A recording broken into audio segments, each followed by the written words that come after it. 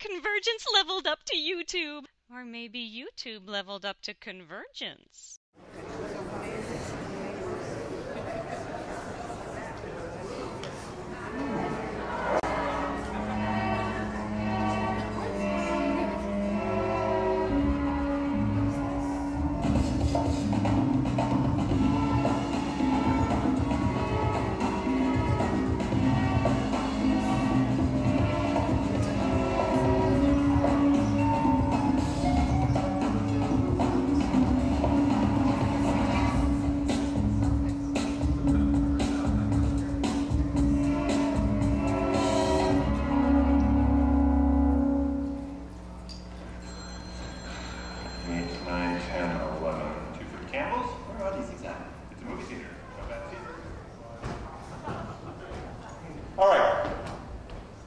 These next ones are kind of a legacy account. They've been here longer than I've been here, longer even than Roger's been here. They don't bring us a lot of money, but they're consistent. Now, I've never worked with them before, but so that's why I brought you guys in. Why was I not informed of this? How am I supposed to do my job if I'm not informed? You know, I didn't know about this either, Pete, but you don't hear me whining about it. Me either, Pete. There's a lot of clients that the partners like to deal with personally. Well, forgive me if I think there's a slight difference between the head of accounts and the copywriter and a grown man who spends all of his hours in the dark reading the next week's soap opera scripts. You know what? My room has a window. No, it doesn't. You are in the dark. Knock it off! All right, knock it off! I'm sorry, but the clients are in the lobby. Are we all done here? Good. Thanks, Joan Showman. Okay, now let me do the talking.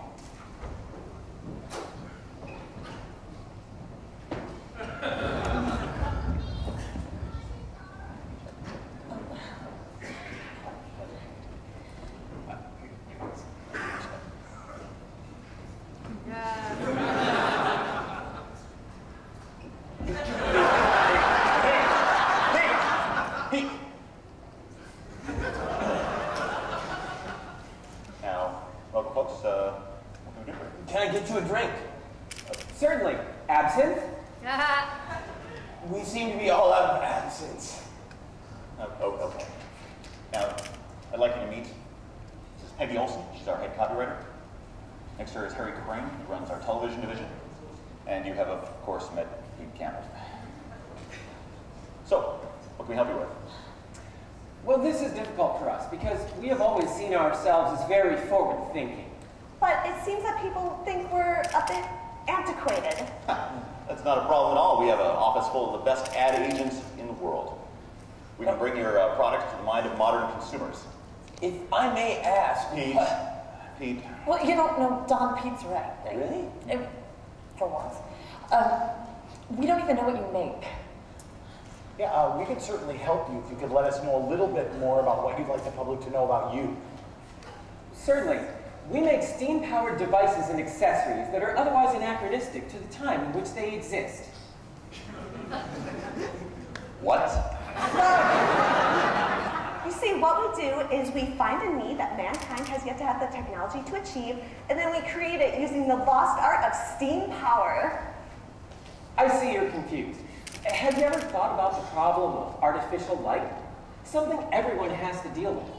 Well, my colleagues and I have developed artificial light that one could use indoors. But we have light bulbs, fluorescent and incandescent. We've had them for many years. I think what our guests are trying to say is that their new light fixtures are a vast improvement over our current bulbs. Yes, that must be it. Why don't you show us what you mean, if you could? Certainly.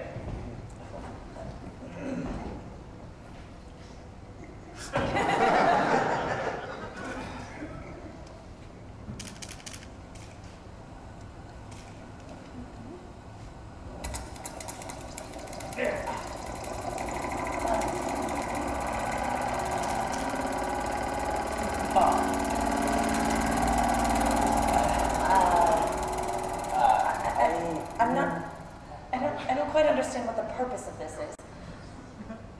Well, it's elegance. It's far more elegant than your silly, ugly gas lamps or candles. What's with all all the exposed gears. Isn't that some sort of safety hazard? The gearing mechanism is necessary for the unit to be powered.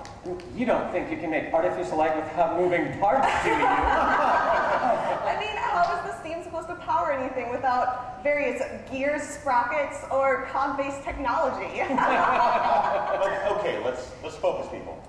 We can't sell the American public steam. People think steam is old and played out. It's because it is old and played out. None of my friends use steam. My wife uses steam. To iron, I believe. We understand how difficult this project will be. Such advanced technology could be confusing and even frightening to underdeveloped cultures. I mean, these gears aren't even attached to anything. Please, no. You have our implicit trust. And we bring gifts. Thank you. We weren't really expecting anything. Please, try them on. Make sure they fit.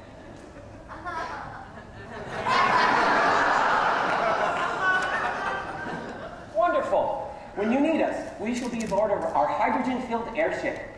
Please make haste, as on Friday we set sail to fight the savages on Mars. Good day. What?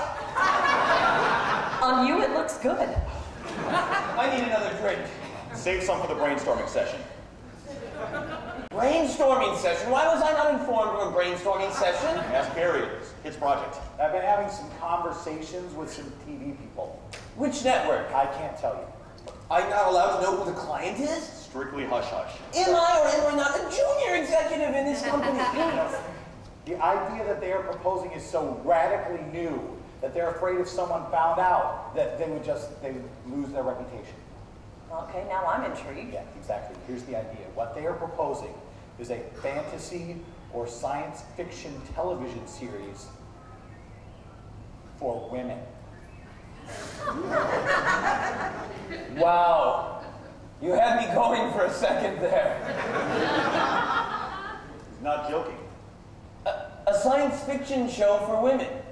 I can see it now. How to bake a cake on the moon. Look, now, market research indicates that there's tremendous potential in this market, and women have money to spend. They think that women are really into fantasy worlds. What could possibly be unsatisfying to a woman about living in the 1960s? What do they want? 2 washing machines? The point, gentlemen, is that we're supposed to be coming up with ideas. Wonder Woman. Comic books? Jesus, Pete, let's not start by scraping the bottom of the barrel here. And next we'll be suggesting a Spider-Man Broadway musical. Just give the little ladies what they want, a show with a good-looking guy in a tight-fitting spacesuit. No, actually, Paramount's already on top of that one. They're developing sort of a wagon train in space. They're calling it Star Trek. Star Trek. Good title. Who's the lead? I don't know, some Broadway. Oh, Shatner. Smart move. He's a very attractive man. Great hair. And he can act. He won a Tony Award last year.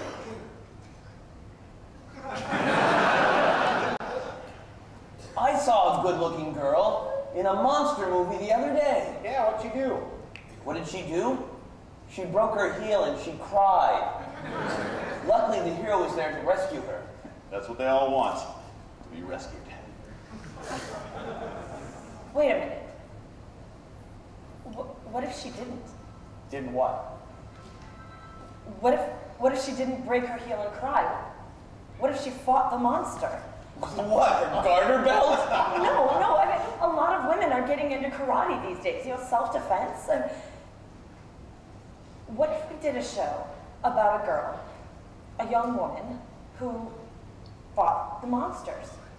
What if she was a superhero, like she was super strong, and every week she fights a new monster, like vampires or werewolves, and what if we make it so that it's not just normal everyday boogeymen, but like hate or fear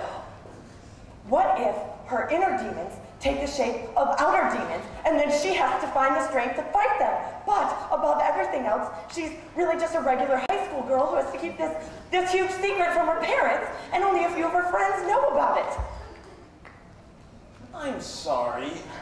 Are you seriously suggesting that we base a show around a lesbian? What? No. You know, no, Pete, I think she has a point here. Market research indicates that vampires are extremely hot right now. Hammer horror films, they're even popular with women. Maybe we can salvage something out of Peggy's idea. Salvage. Yeah, no, it's a good basic idea. A girl in high school. But a normal girl. A girl that just wants what every girl wants. A boyfriend. So, instead of fighting the monsters, she's in love with them. Yes. Her boyfriend is a vampire. But, get this, okay. He's an all-American boy. He hates being a vampire. He plays baseball. Oh, wait a minute. You know what? Shooting at night is extremely expensive. You make him a vampire, you're going to double your budget. Right? Why do we have to shoot at night? Vampires burn up in daylight, Pete. Well, but we're in charge. We can change that. What? How about instead of burning in daylight, he glows? Or no, he sparkles. Sparkles? Yeah. Well, what's the conflict? Well, another boyfriend, a werewolf. Yes, like that Landon kid. And I was a teenage werewolf. Perfect. She can have two boyfriends, and the whole conflict of the program will be, which one will she marry?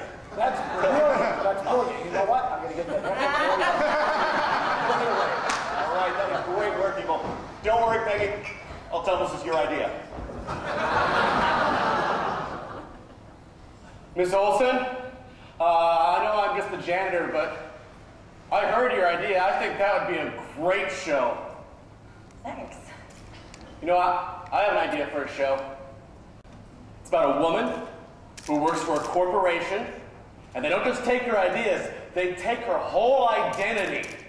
And every episode, they tell her who she is and what her abilities are and what she has to do. And they have a whole bunch of these women, and this corporation, they treat her like a little doll that they keep in a house that they play with.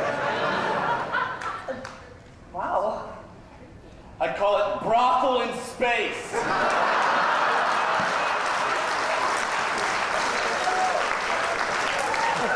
You can use that if you want to.